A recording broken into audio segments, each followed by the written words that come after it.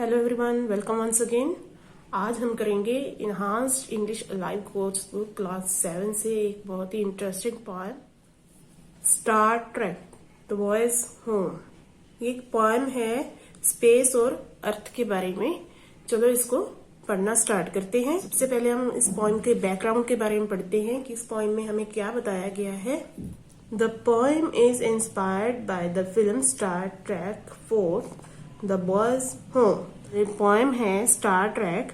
Actually ये एक film से इंस्पायर्ड है। जो इस सीरीज की 4th फिल्म थी Star Trek 4 the boys home, उस फिल्म से ये इंस्पायर्ड है। It is the 4th film in the Star Trek film series release इन 1986। ये फिल्म 1986 में रिलीज हुई थी। James T kick is the captain of the starship USS Enterprise who leads his crew as they explore new worlds. James T kick इस starship के captain है जो कि नई नई जगहों को एक्सप्लोर करते हैं। वो ऐसी जगहों पे जाते हैं जहां पहले कोई नहीं गया हो। मीन्स कि वो अंतरिक्ष में एक्सप्लोर कर रहे हैं और हर नई चीज को वो देखते हैं। जहां पहले कोई नहीं पहुंच पाया वहां भी वो पहुंचते हैं। In the film, which is set in the 23rd century, a powerful alien probe is threatening Earth by evaporating the oceans and destroying the atmosphere. तो जो ये फिल्म है ये 23rd सेंचुरी में सेट की गई है। 23rd सेंचुरी में भी पीरियड था वो 2266 टू 2269। इस पीरियड के बीच में ये फिल्म का सेटअप था।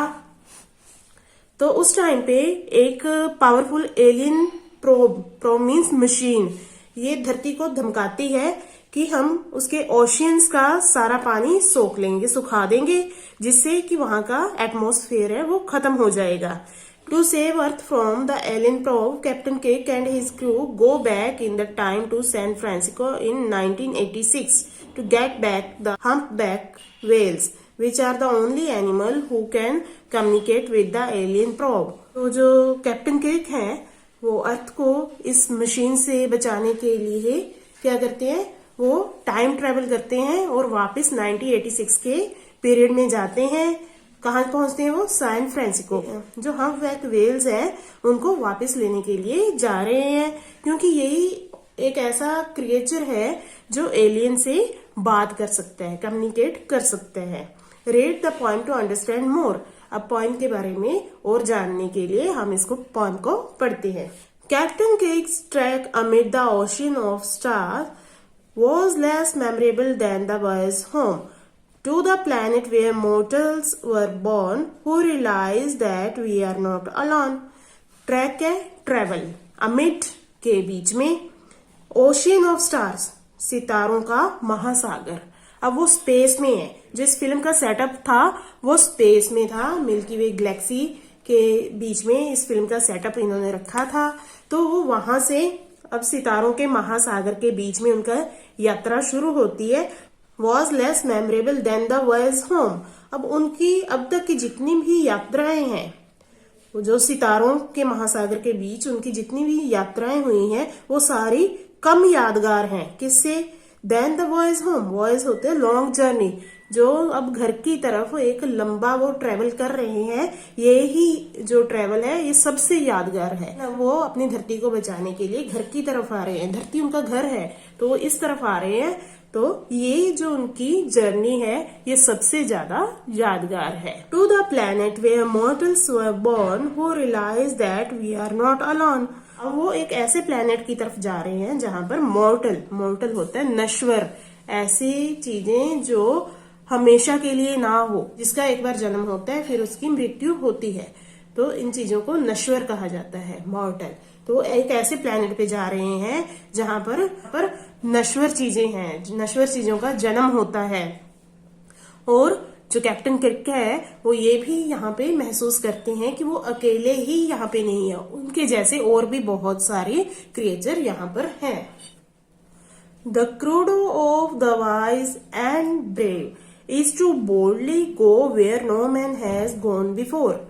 अब देखो क्रूडो होता है विश्वास, बोल्डली साहसिक, बहादुर। अब जो वाइज और ब्रेव लोगों का विश्वास होता है, जो उनको गाइड करता है उनके काम के लिए, वो उनको बहादुरी से वहां तक लेके जाता है जहां पर आज तक कोई भी ना गया हो। Back to a natural environment of earth and water, confessing sin that we deplore. और अब वो धरती के प्राकृतिक एनवायरनमेंट की तरफ वापस जा रहे हैं, पानी की तरफ जा रहे हैं। और ये देखो, ये लाइन बहुत अच्छी बताई है, confessing sins that we deplore. Confess होता है एडमिट करना, सिंस पाप।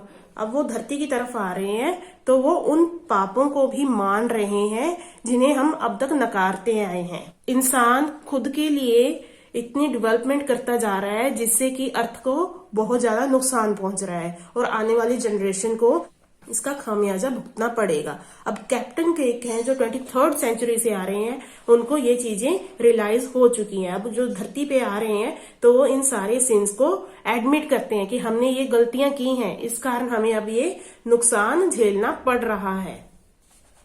Spoke believes it is highly illogical to assume that an alien invention will end all life. Film में स्पोक भी एक करेक्टर है, ये एक फिक्शनल एलियन स्पीशीज है जो ह्यूमन के साथ कांटेक्ट बना के रखती है। जो स्पोक है उसका मानना है कि ये बिल्कुल इलॉजिकल है, इन चीजों को मानना लॉजिकल नहीं है।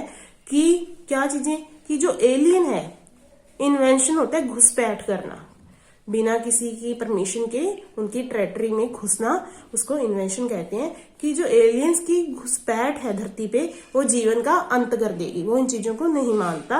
But the extinction of plants, animals and mammals will create perfect pandemonium and strife. लेकिन जो प्लांट्स, एनिमल्स और मैमल्स का विनाश है, एक्सटिंक्शन है, उनको बिल्कुल उनका जो अस्तित्व है वो ही खत्म हो जाए, तो इससे धरती पर बहुत ज्यादा संघर्ष हो जाएंगे।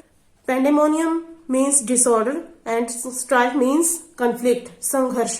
तो अगर यहाँ पे अर्थ से प्लांट, एनिमल्स का अस्तित्व ही खत्म हो गया तो जो धरती है उस पे बहुत ज्यादा कंफ्यूजन और डिसऑर्डर क्रिएट हो जाएगा और ये रहने लायक नहीं रहेगी। With the message to live long and prosper, the whales will sing their saltwater songs. अब जो कैप्टन किर्क हैं वो यही होप में है कि वो वेल्स को ढूंढेंगे।